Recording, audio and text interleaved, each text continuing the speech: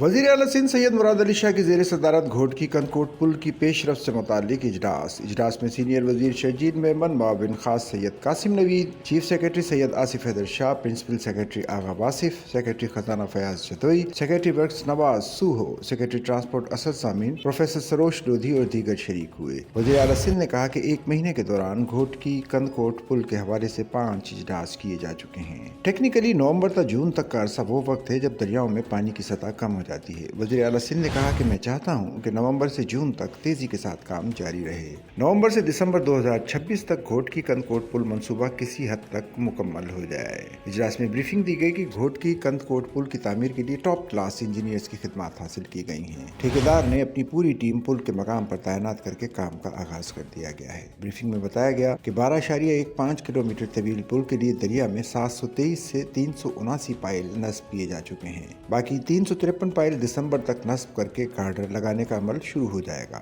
वज़ीर आला सिंध ने कहा कि सिक्योरिटी के लिए पुलिस और रेंजर्स तैनात की गई है। अब सिक्योरिटी का कोई मसला नहीं रहा, मुझे सिर्फ काम की रफ्तार चाहिए। ब्रीफिंग दी गई कि आज से घोटकी कनकोट पुल पर काम का दोबारा आगाज हो गया है। वज़ीर आला सिंध ने कहा कि अगले हफ्ते एक और इजलास करके काम का जायजा लूंगा। अगले महीने में किसी भी वक्त घोटकी कनकोट पुल के तामीराती मकाम पर जाकर भी काम का जायजा लूंगा। उन्होंने कहा कि घोटकी कनकोट पुल न सिर्फ सिंध बल्कि पंजाब और बलूचिस्तान के दरमियान मईशत के लिए भी अहम है। घोटकी कनकोट पुल के काम की रफ्तार मजीद तेज की जाए। सच्चल न्यूज़ नेटवर्क की वीडियोस में खुश आमदेद। नाजरीन, वीडियो से मुतालिक अपनी कीमती राय का इजहार कमेंट बॉक्स में ज़रूर करें और चैनल को सब्सक्राइब करें।